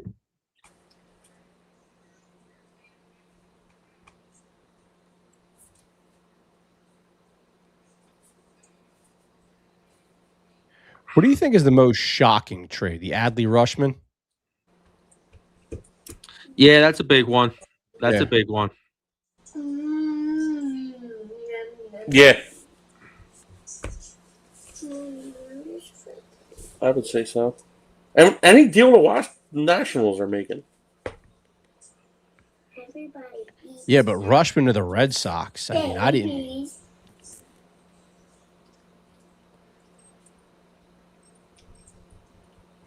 I did not see that coming. It really is, Shane. They won like 15 straight games. Slim was joking before we went live. We were talking about trading for Contreras 3 weeks ago.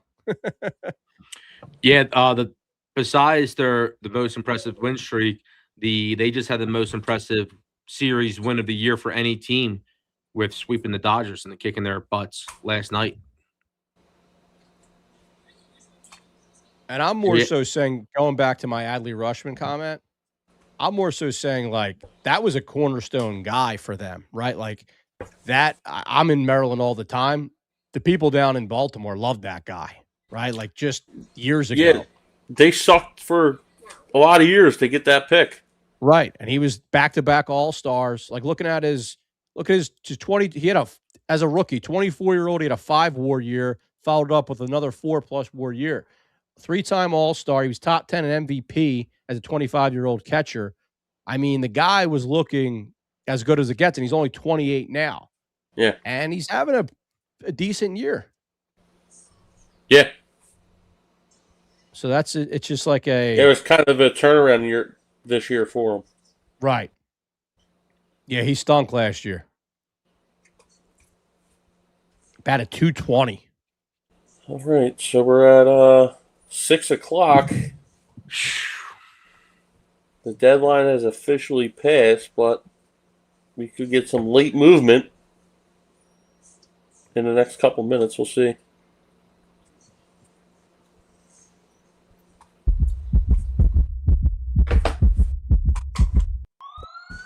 What the hell was that? The deadline alert. Deadline alert. 6 o'clock. This was Slim's reaction when he heard about the Mike Trout news. Yeah, these guys, man, like Bonzi said, being honest is not being a hater. It's at this point, this was not.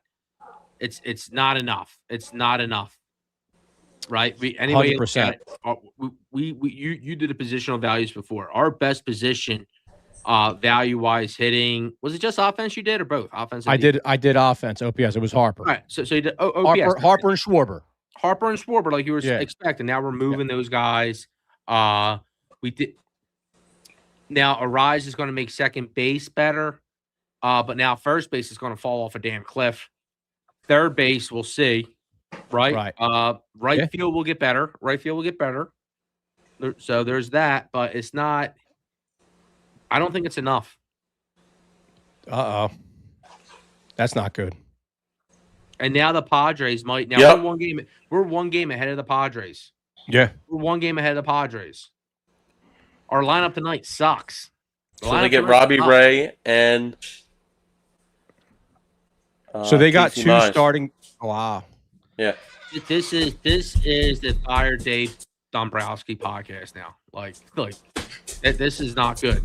Well, hold on. Let's wait until the end of the. Yeah, let's wait. I know, but I've been waiting. I've been very. So the Padres got two starting pitchers. Yep. They did what I said the Phillies should do. Right? And a lot of people were laughing. Oh, you think we're going to get two starters? I was like, when you need it, you get it. So the Padres did exactly what I said the Phillies should do. So they know that having those arms, you just use the best arm available, right? So here we are. And Slim, you're right, because this is going to happen. Again, everything we're saying right now is the contingent on there's no. God, you got something to announce? No. Bones? No, I was talking to sorry. talking to kids. So what's going to happen is we all know that he was trying to make more deals, right? So if there's not more deals made, it's going to be very difficult for him to be standing at a podium and saying that this is all I wanted to do. And if you didn't get deals done, then that's your job, to get deals done. So there you go.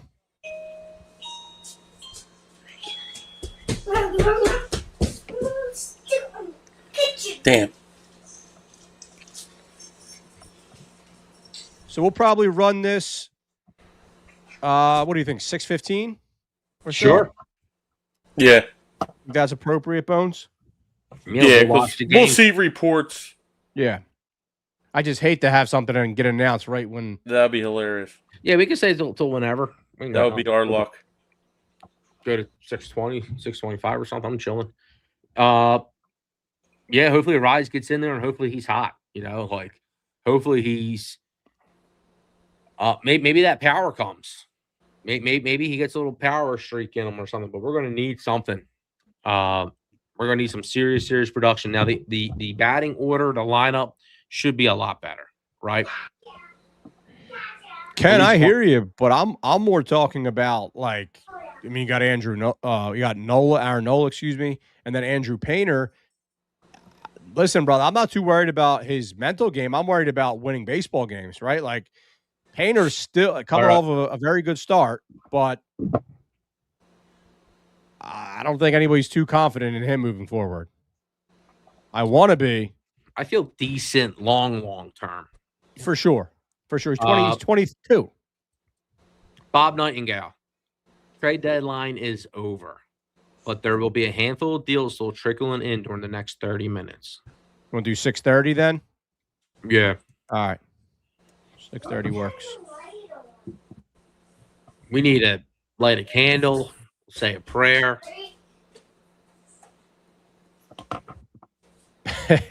There's got to be more stuff.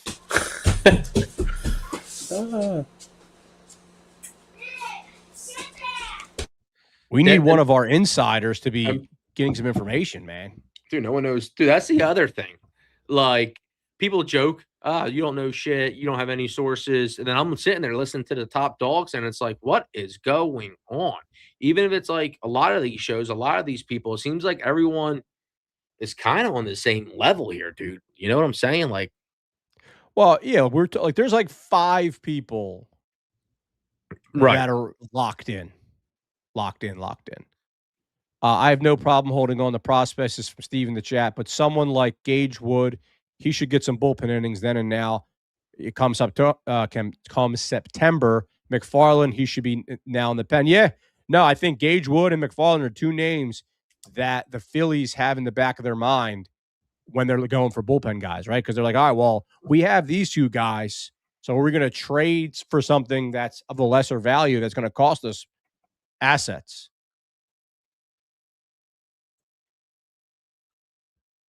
there's going to be a lot of attention on the hailing of Gage Wood, right? A lot of Philadelphia Phillies fans hold him in high esteem, as they should. He's a top 100 prospect, but a lot of places have him ranked as a 3rd starter. So when he comes up, he's going to have those natural learning curves. He's going to have to build his repertoire.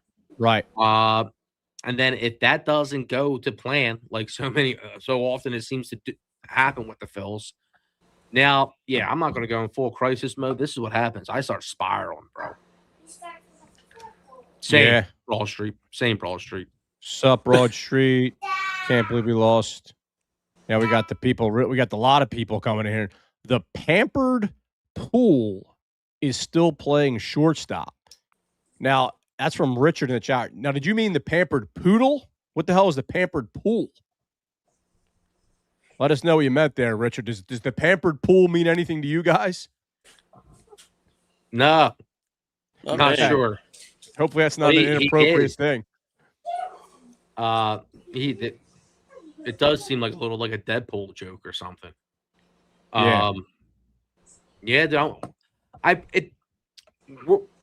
We're a little quick to say Stott's better than Turner at shortstop, right?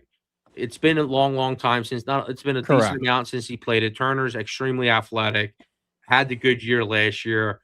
There's a difference. There seems to be like the yips. So if Turner doesn't have the yips, pound for pound, he still has a case of being a better shortstop than Stott. So that's. I don't love the idea of these Turner Arraez second plays. The problem with both Stott and Turner defensively is neither of them have a cannon, right? So they're both fast, though. So they have to really catch the ball and make the throw perfect because they don't have that cannon that can make up for, to your point, having that yips. If Slim is about to start spiraling, free financial advice for all in the chat. Buy stock in lemon water and cayenne pepper. Expect big returns. That's hilarious. And we're used to watching Stott play second base. Now we're going to be watching Arraez, and he's supposed to be having a better year at second. But if he's a little wonky, a little heavy-footed, we're going to notice. Right.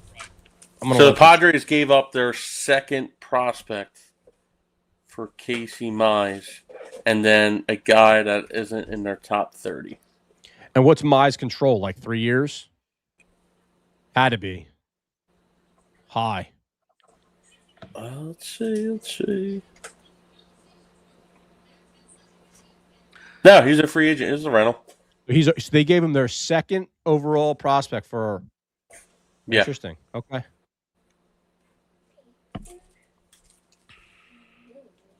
That's wild. I didn't realize Mize was a rental. I thought he had a little bit more control.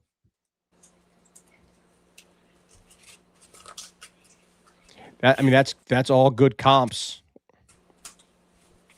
You know what I mean? That tells you prices. And he's not even in the top 100 of MLB. Oh, he's not. Okay, No. well then that's a little bit more understandable then. So then they must have really gutted. They've been gutting their farm then. Yeah, they have a second guy. 30. Yeah, they have a guy that's 30 overall.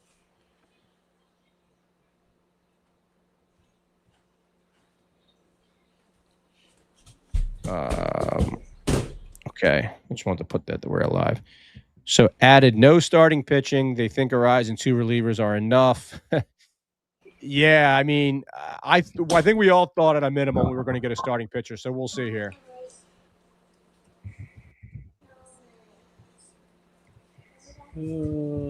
So chat, let us know who are your targets. Who are your targets? Obviously, there's been a million deals done. So we've been doing our best to kind of track along the names that have been moved. But let us know who your targets are, and we'll weigh in on that. So Joseph Lopez just said, couldn't they package Bowman Kirk in a deal for someone? Problem with that is, Joseph, what are you going to get in return, right? Bohm's a rental and has like a 630 OPS or something, and Kirkring is a head case. There's no other way of saying it. I think Kirkring has a little bit of value based upon his stuff and his age, but I don't know. You probably pair him with a losing organization to give him a little bit less pressure, right? Kirkring, yeah, he's just hasn't taken the steps, man. He's in a spot now. Hopefully, he moves out the trust tree. He goes back to that 6th, 5th inning work if things get ugly for someone, and yeah, maybe he can do a little bit better. I also saw that Tanner Banks was throwing again, so I wonder if they're going to try to bring him back as a low leverage guy. He's out until September. September? Yeah. The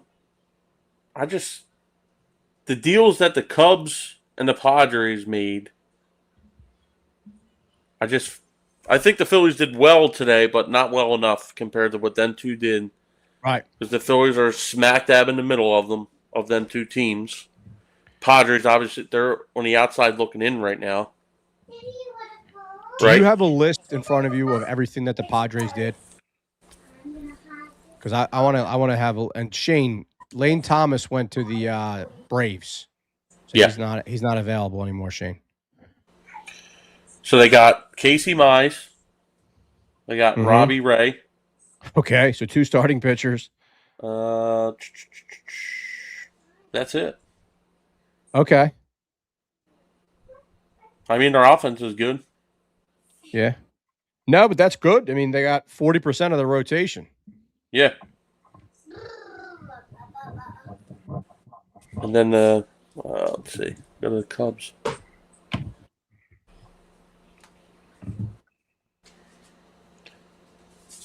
So we're going to do this stream. Ballesteros, they got. Ryan Zephyrin from the Angels. A reliever. They got a left-handed reliever, Braxton Garrett. Kevin Gausman. No, they traded Moises Ballesteros. I'm sorry. But yeah, they improved their starting pitching. Phillies didn't do theirs, but they improved the bullpen, which I think was more important. But missing a right-handed bat, I think was a big one. And you remember last year when Dave basically said, like, we're done, right? Like, he made the announcement that we're done. Yeah. I'm pretty sure he did that. Does that sound familiar? Yeah. Yeah, so that makes me feel a little bit optimistic that there might be something late coming in. That'd be great. That'd be great. Yeah. Steve Costello in the chat. Glass half full. We went to the World Series with Schwarber and Cassie as our corner outfielders and Hoskins at first base. Our corner defense assignment for at least our mediocrity is better than that at least. But the problem is the offensive OPS. right? The guys that, I mean, the defense of setup is they're a lot better defense, Stott and Bohm, than what Castellanos and Shore would be. The problem's going to be is their offense production even worse now because of the position. You can live with Stott offense production at second base. Can you live with it at a corner spot in the infield? Can you live with Bohm not slugging at first base? Yeah, and I guess the argument would be as an infield overall, right? I think we can agree that Bohm should be at least as good as Harper at first, right? I think we agree with that. So we have Bohm, who's going to be at least as good as Harper. We have Arraez, who's been very good at second base. So that's an improvement. Okay. And do we agree that a Stott should be at or better Bohm at third? Do we agree with that? Well, defensively, I think I'm talking about defense. I'm talking about defense right now. Yeah, so I'm saying defensively, I think they improved. I don't think that's the issue. Right. Bohm gives you a nice big target at first base, too. He might be great there. Right. Yeah, nice big target. He plays third, which obviously is a reaction position. First is a reaction position as well with a lot of the fielding. Yeah, so I mean, I think you could argue that our infield got better defensively. Harper was probably an average outfielder most of his career. He's older now, so he's better than Castellanos. I think we agree with that. Yeah, hopefully he just has to be. Yeah, we'll see what happens, man. We're live. But yeah, hopefully we get something in these last 15, 14 minutes here. Was that announced, Seth Johnson? I didn't see that. He was on the roster when I last checked. I would say he's one of the names, him or Shugart, depending on the Phillies traded Seth Johnson to the Athletics for Colby Thomas. Okay. So let's see who Colby Thomas is. What is up with all these little moves? So this guy is a major league guy for the A's. Batting .202 this year with 4 homers, 11 RBIs. And what position does he play? He is probably an outfielder. Outfielder. Yeah. He was just optioned to AAA the other day by the A's. Okay. He's not bad, but he's getting an option by the A's. Yeah, and he's 25 years old. Let's see here. Yeah, I mean, look at Derek Hill. Look at Dylan Campbell. I'm trying to see what they were thinking here. Maybe his splits are really good against. He's a righty. He is a righty. Let's see what his splits are. It's probably a pure platoon thought process. Or honestly, it might just be like a AAA depth move. Yeah, it doesn't sound like we don't need to overthink this too much here, right? Splits versus lefties, he's hitting .227 with 30 strikeouts. Nice. Versus righties, he's hitting .059. Joseph Lopez, I might want to take you on over this guy. You a lefty or a righty, Joseph? Jeez. Now we're back to winning games 4-3, 3-2. Hopefully Arraez helps that a little bit, and then our big three, Sanchez, Wheeler, and Luzardo. Hopefully they win. So question in the chat is, why aren't we using McFarland? Obviously, you're referencing Alex McFarland, the reliever, former starting pitching prospect. So the wrap on him, brother, is the command, right? That was the concern on him. He looked okay when he came up a little bit this year, but you got to throw strikes out of the pen. I think that was their biggest concern, is his command. He's got something going. He's got a good makeup.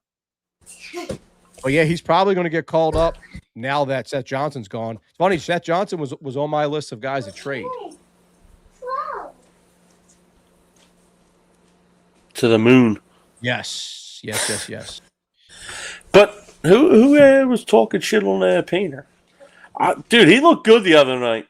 A lot of people are talking shit on Painter, dude. I seen something today, and they changed some mechanics up with him. I don't know if it's his kick is definitely higher. His leg kick is definitely higher, and it looks like the ball is a little more hidden in his glove. Which is exactly was the issue. And there was movement issue. So there was arm placement issue with the hiding of the ball, and then there was movement on his fastball issue. Those things seem like things that can be figured out. His sweeper was looking nasty the other night. Look filthy, dude. Filthy. And his splitter is filthy. All right, so this isn't good. So hold on here. Matt Gelb, hold on. What I'm about to say isn't good. Matt Gelb just tweeted this, which implies to me that he might have got some information that they're done. So he tweeted 3 minutes ago, the Phillies add Luis Arraez, Caleb Kilian, and Brooks Raley to big league roster at trade deadline. No starting pitcher, and a whole lot of questions about a roster that will see 3 regulars change positions midseason. So why tweet that unless you got a little bit of information that they're done, right? And Alex Cole just tweeted, he was quoting Jim Bowden, Phillies ran out of time shopping for one more starter or reliever. Wow. So they weren't even going for a bat. They were just going strictly pitching and hoping this the 4 guys they're dropping money into can turn it around. Yeah. So if this is it, I mean, I gave a grade of C. You gave a grade of C, Slim. Where are you at, Bones? That's what I was a C as well. If they got a right-handed bat, didn't matter who or what, but if they traded for a right-handed bat by 6 o'clock, I was going to give them a B because they at least somewhat addressed the issue. Oh, well, they did get a right-handed bat, but it seems like this guy is more like a depth thing. I was hoping for more guy that's going to play platoon, right, or something. But yeah, I'm going to see as well. But they're definitely better today than they were yesterday. They didn't have to make they didn't have to trade for anybody. As long as they traded Seth Johnson, that would have been true. But they traded for 2 other relievers, so that's good. But they still wanted more, so that tells you they weren't satisfied with the relievers. Yeah, probably another lefty. Yeah, I mean this was my least favorite trade deadline from Dombrowski, I would say, and I'm saying that not from the players that we got, but the amount that we needed relative to what we got. If we're clear there, right? So in a year where we don't have a lot of holes plugged, right, and you make a move that's not super sexy, that's fine. But we had a lot of holes to plug here, and all you got was a rental second baseman. So we'll see here. Yeah, we got the ice cream, we got the syrup, but we don't got the wet nuts. Wet nuts, jeez. Walnuts. Alec Boehm is our starting first baseman. That wraps up the season, boys. Disaster. That's from Joshua. Is that Rafael Marchand, or is that you, Joshua? Because it kind of looks like Marchand, brother. Is that like an AI Marchand? Yeah, great chat, brother. No, yeah, by the way, a lot of new names, a lot of new faces in the chat. So do us a favor, guys. Hit that subscribe button on YouTube. Hit that like button.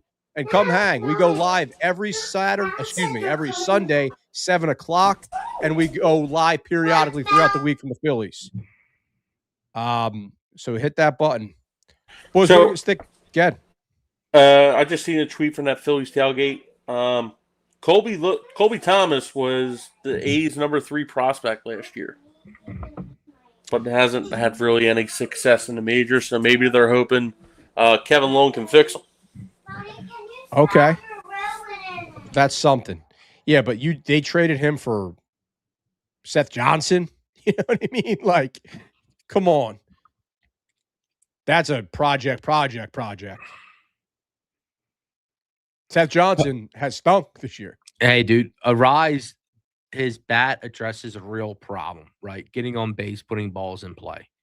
If one person, and for the most part, we really only needed hopefully just one more bat to change the dynamics of this lineup. He's a guy that can that can bat in multiple spots in a lineup, first, second, fourth.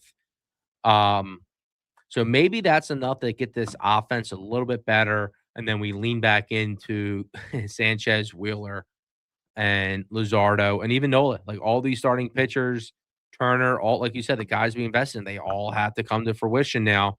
And I don't think anybody feels extremely great with that, especially with the San Diego Padres adding 2 great pitchers, being 1 game behind us. The Diamondbacks, they even had it. They've had it. Yeah. And the Cubs. So measure us against the Cubs, who had a great deadline, Padres, who had a good deadline, and then all right, maybe we did better than the Diamondbacks.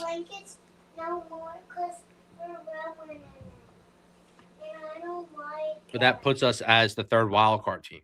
It puts us as the 3rd wild card team. Yeah, where we go to the World Series from? 3rd wild card team. Okay. Are we still extending Dombrowski, boys? Well, I don't make that call, and it seems like they've already alluded to that being in the works. Yeah.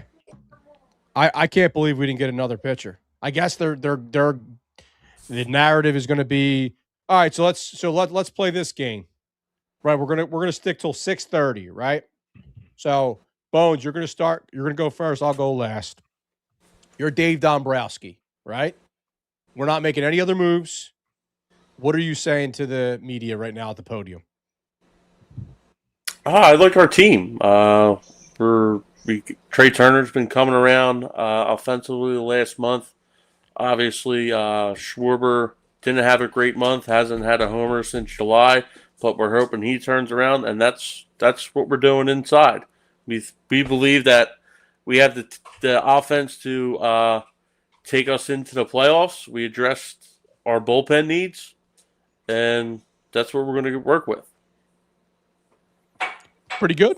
Yeah, that was great. Yeah. That was great. The only stat I think you had to mention is how great of the starting pitching you have. With the win percentage right now is probably like between 770 and almost 800 with Wheeler and Sanchez. The offense is better, so you're going to have a chance. They're going to be your 3 starters. You're going to have Nola for a little bit. The bullpen's going to be better. Yeah. And he's going to say, we obviously shopping since the reports out there, we're shopping for another reliever or back in the end rotation guy. Yeah, it didn't fit what they wanted to give up prospects, because we want to keep them and develop them guys, but at a cost, and they didn't want to go into them pockets. Right. What's the first question you would ask? I would come out with the loaded. Did you have a great trade deadline? They're not going to ask that, because that's an immature. They're going to ask, what did Bryce Harper text you last night? What did you say to him when you wrapped his arm around him? Yeah. No, they're going to ask something like, how do you think the trade deadline went, right? And then I would also ask something like, what did you not get that you wanted to get? Because those are the things where if you really want to pin them into the corner, that's how you get an answer, right? And then, because we heard for a month now, or even more, that they wanted a starting pitcher, right? So going back to what I would say if I'm Dave Dombrowski, I would say everything that you said, Bones, right? We have guys like Turner who are turning it around. We have guys like Schwarber and Harper who they aren't going to be playing like this in the coming months, right? We just added a guy who's in the running for the batting title every year. We're getting a little bit of consistency now, both Harper out in right field, so less of a platoon all around. Aaron Nola has looked better as of late. Andrew Painter has looked great in his start in Baltimore the other night. And I just shored up my bullpen. The bullpen, I mean, obviously we got to give these guys like a 3-week audition, but I'm not feeling good about the bullpen at all. These guys got to come in here and ball. Yeah, they got. I mean, like I said, the kid from Giants, they were using him as in a closer role, so he's played in a little higher leverage situations than most guys in the bullpen. And The Mets guy, he's been the lefty that's just need him to get outs, and he's been doing that with the Mets. Sub 2 ERA. I'm sure he's probably K'd the Phillies a few times, so that's good to get him out of there. But right. I like the bullpen moves. I mean, there wasn't a lot of other bullpen moves made out there. Yeah, I got to look at the board. Like the Phillies got them. Like there was a lot of starters that were traded today. Not a lot of bullpen pieces. Well, who got the big one? Wasn't like Kirby Yates was traded. The Mets traded a big guy too, right? The Angels traded their big guy. AJ Minter. Yeah, Minter got moved. So there were some names. To the Twins. Right. The Twins cooked, dude. Yeah, but it was like last year it was Johan Duran. There was like no like closer or nothing type pitcher traded at the deadline. It's more of the lefties specialist. I mean, Minter, he's been around for ages. Sure, the Phillies ran on him too. Hey, Joseph, thank you for the kind words. First time seeing us. Love the pod. Subscribe. Looking forward to it. Yep. Come back, brother. Your boy Romero, the Angels reliever. His name begins with Jojo Romero, another lefty. Yeah, but who's the other guy from the Angels? So there was a handful of guys. And then the other thing is these starting pitchers, Clay Holmes. We could have gotten them. They could have been in that fifth spot, fourth spot, whatever it is. And then we could have used them in the postseason as relievers. Because we're going to be having guys. I don't know what any of these guys make, Raleigh and the other Kilian. But Orion Kirkering makes $900,000 a year, and the Dodgers are going to have Glass now, who makes whatever millions and millions and millions of dollars a year. Yeah, I guess what I'm trying to say is, for as long as we've been doing this podcast, right? Like last year, for example, we got out of the deadline. We got Bader, we got Duran. We were happy with that, right? Like there's always going to be the Negadelphia out there. But regardless of the results, you have to judge on the process. So regardless if these guys become a home run, if these bullpen players have the next 2 months that's the best of their career, that's great. I want that to happen. If the same thing happens with Arraez, great, want that to happen. But regardless of the results, I'm still not happy with the process that we followed here, right? I felt like we needed at least one other bat. We needed at least one starting pitcher. Am I alone there? Is that how you guys feel? Or no, it's just that's how many holes they had. They need a lot. Yeah, and a lot of holes to fill. He's got to fill the holes. That's why he gets paid the big bucks. And the holes that he basically created. Well, yeah. Arraez is cool. The two bullpen arms are great. I think for years, I mean, I don't know, man. I don't know.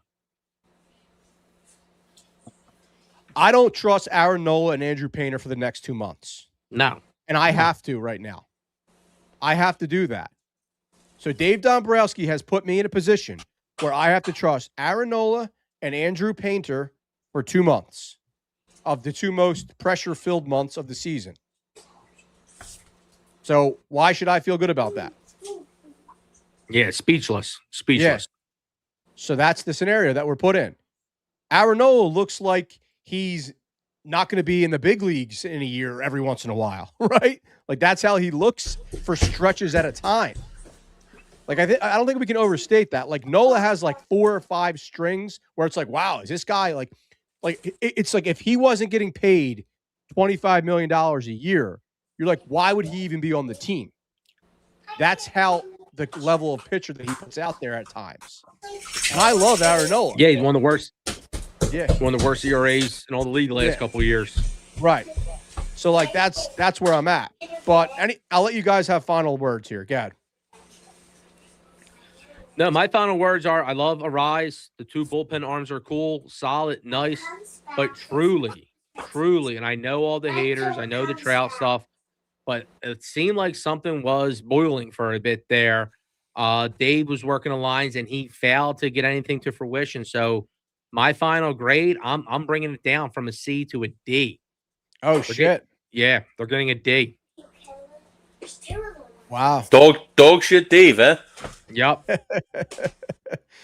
Are Yeah. you gonna No, be? Yeah, Bones. I'm looking forward. Like, to me, I think they upgraded the bullpen, and came away with a rise.